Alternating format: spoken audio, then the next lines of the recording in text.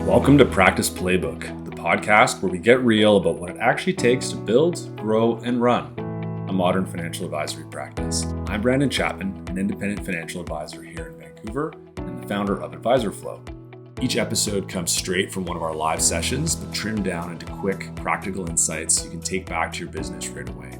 Today, we are tackling a problem that I think keeps a lot of very talented financial advisors awake at night. It's the classic technician's dilemma. You can be a genius at portfolio construction, you can be a wizard with tax planning, but none of that actually matters if you can't get a stranger to sit down, trust you, and sign that engagement letter. So today, we're looking at the Practice Playbook. Specifically, we are connecting the dots on that entire client acquisition journey. Right. We've pulled together a stack of webinars and some great conversations from 4 heavy hitters in the industry to build this end-to-end roadmap. On the digital and branding side, we've got insights from Reid, the co-founder of HeyAdvisor, and Chris Brittain, who's the founder of SagePath Consulting. They really handle that whole how do they find you piece. And then for the how do you close them part, we've got Tarsem, co-founder of Planworth, and Mark McGrath, a veteran advisor who has this really specific, almost psychological approach to his prospect meetings. The mission for this deep dive, really, is to stop looking at marketing and sales as 2 different things. Yes. It's one continuous trust-building system. I like that. One system. So let's start at the very beginning of that system, the first impression. Right. Now, I think a lot of advisors listening might be thinking, I don't need a digital strategy. My business is 98% referrals. My clients do the marketing for me. That is the most dangerous, comfortable place to be. Because Chris Brittain dropped a statistic that completely upends that logic. But the reality is 98% of all referrals still start with an online search before reaching out, which is why you want to have a strong digital presence to enable prospects to do their homework before they reach out. So even if I tell my neighbor, you have to use my guy, he's incredible, they aren't just calling the number I give them. No. They're polite to your face, they take the number, and then they go home and type your name into Google.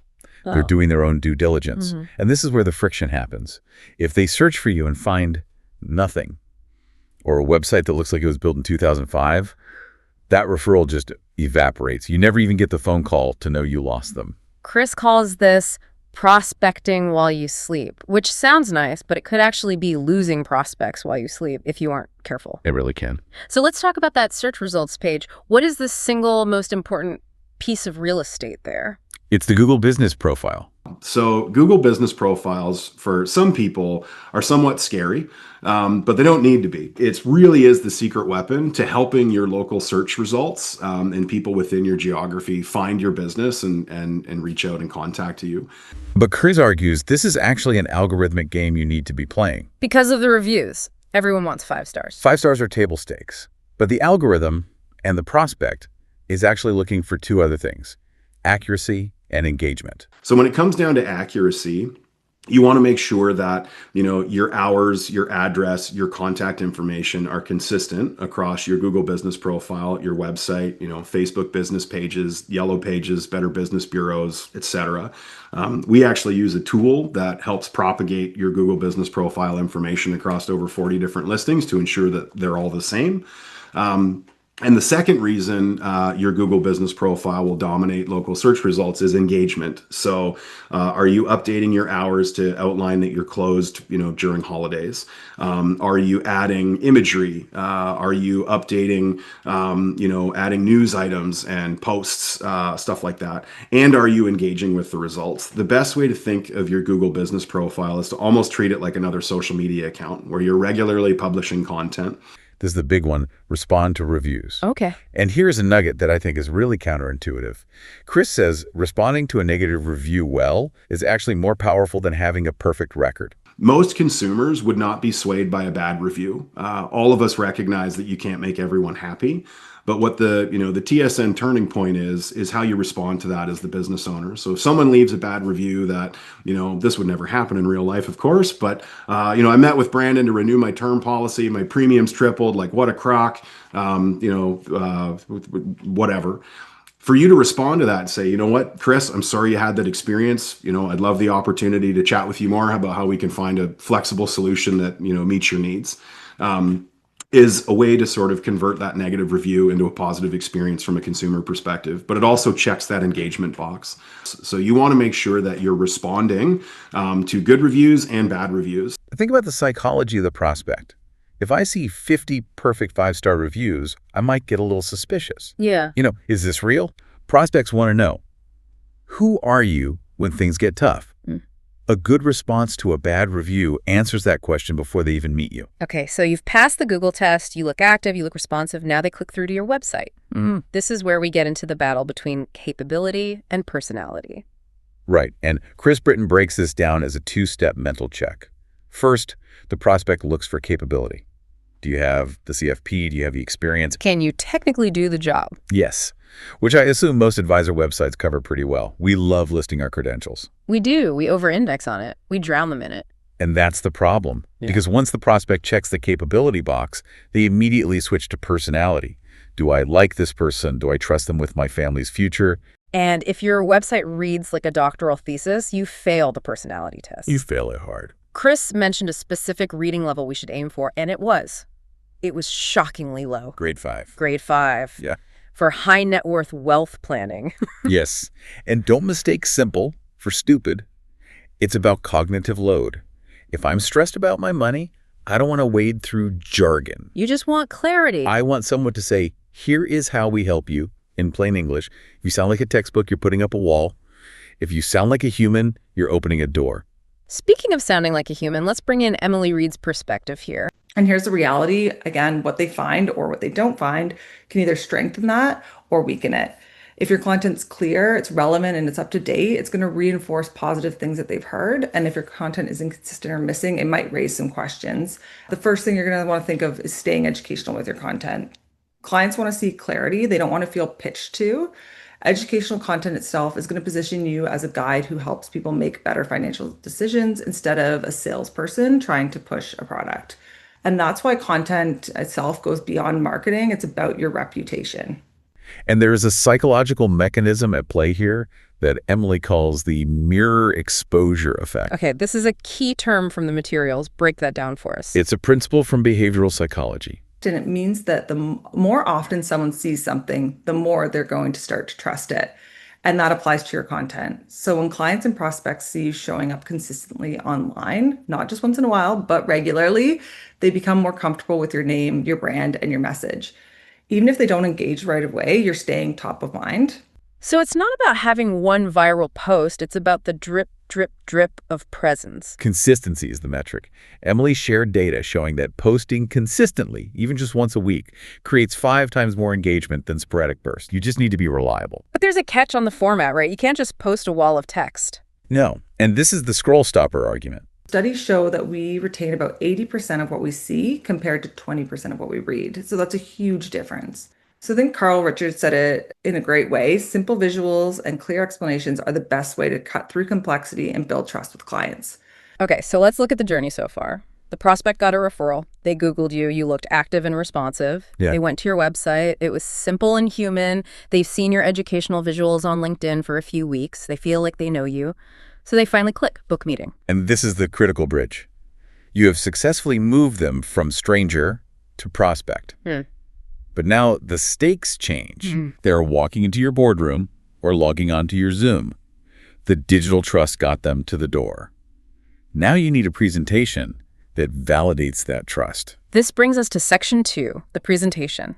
We are shifting gears to Tarsem, Basraon, and Mark McGrath.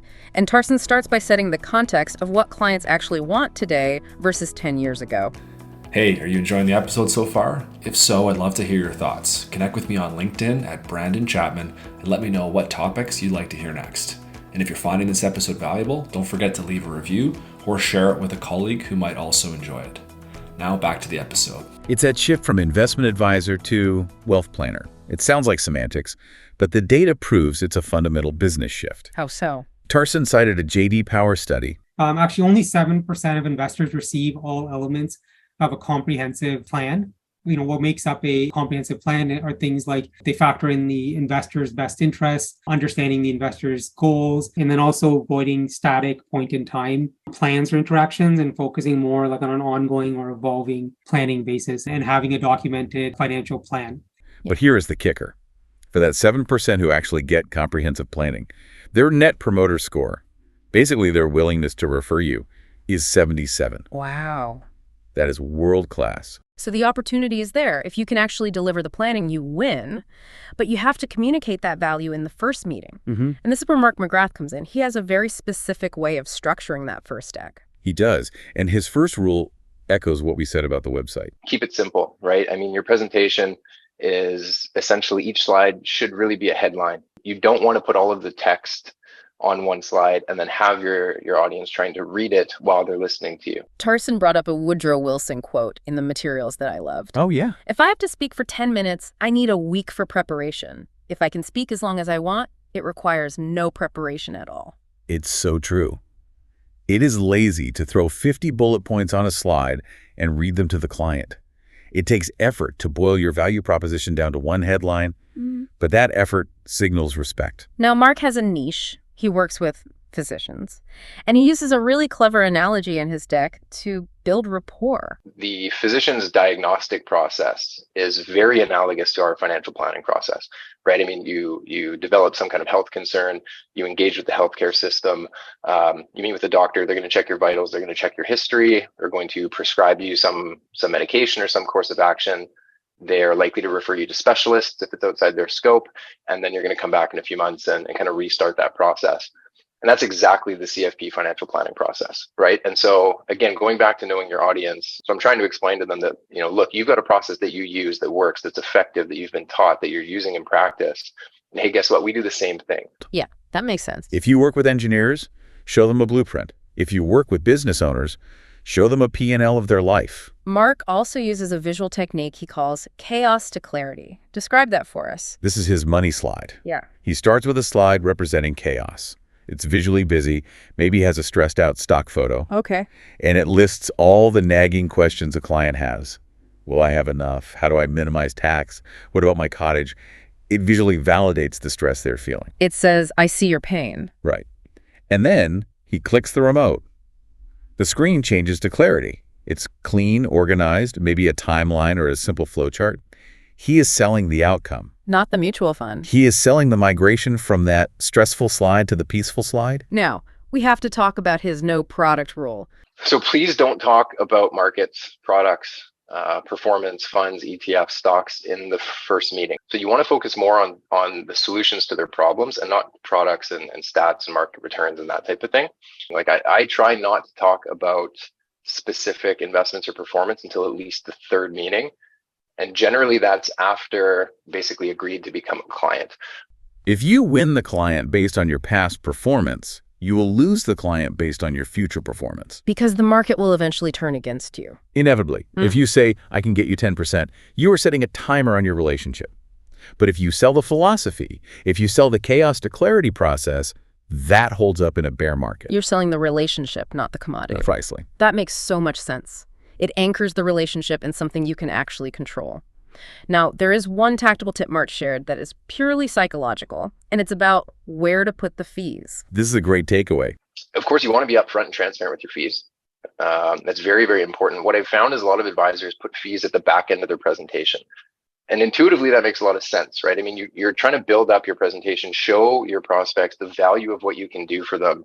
And then at the end, say, this is what it's going to cost you, right? It feels like it's going to lessen the impact or the sticker shock of seeing your fees if you've already explained all these great things that you're going to do for them.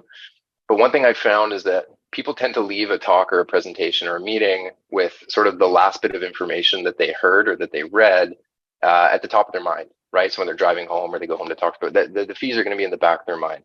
And it's not that you want to be obscure with your fees, but I found putting the fee structure closer to the beginning of the presentation and then saying, look, this is what you're going to pay me, and here's what I'm going to do for that. It's going to leave them with some of the more impactful parts of your presentation lingering in their mind rather than the fees. It's based on recency bias. People tend to remember the last thing they heard most clearly. Right. Now let's move on. One last element in the deck, social proof. We talked about reviews online, but Mark actually brings that into the room. He does. He puts a slide right in the presentation with a testimonial or a case study from a client who is similar to the prospect. It closes the loop. You started with digital trust reviews from strangers, and you seal the deal with verified trust inside the room. It answers that question, has this worked for anyone else? Before they even have to ask it. So let's zoom out. We promise the listener a practice playbook. When you look at Emily, Chris, Tarsem, and Mark together, what is the coherent picture that emerges? It's the death of the sales silo. You can't have a marketing strategy that is separate from your sales strategy. Right. The digital phase, the Google profile, the educational content, it's all there to build enough trust to get them to the table. It answers, is this person safe and capable? And the presentation phase, the chaos to clarity, the diagnostic analogy that's there to confirm the trust, it answers, does this person understand me? Precisely. And when those two halves are aligned, you stop chasing clients. You create a system where the right clients self-select. They arrive at your office already partially sold. Yes, because they've been consuming your content and seeing your consistency. You aren't convincing them to trust you. You are confirming the trust they've already built. It changes the dynamic from salesperson versus customer to guide and traveler. That is the perfect way to put it. I want to leave the listener with a challenge, a bit of homework to do after this deep dive. I would suggest the mirror test. Open your website in one tab and your current sales deck in another. Do they tell the same story? If a prospect Googled you right now, would they see a teacher who helps or a business card that sells? And when they sit in your boardroom, does your slide deck prove you understand their chaos, or does it just list your products? That is a tough question. But if the answer makes you uncomfortable, that's good. That means you know exactly what to fix. Absolutely. A massive thank you to the experts who provided the source material for this: Emily Reid, Chris Brittain, Tarsem Basraon, and Mark McGrath. Some truly high-value insights there. Thanks for tuning in to Practice Playbook. If today's episode was helpful, be sure to subscribe so you'll never miss an update. For more tips and insights, be sure to follow Advisor Flow on social media and stay tuned for upcoming episodes featuring expert speakers and practical advice to elevate your practice. Until next time, keep striving for excellence and building a practice that reflects your goals.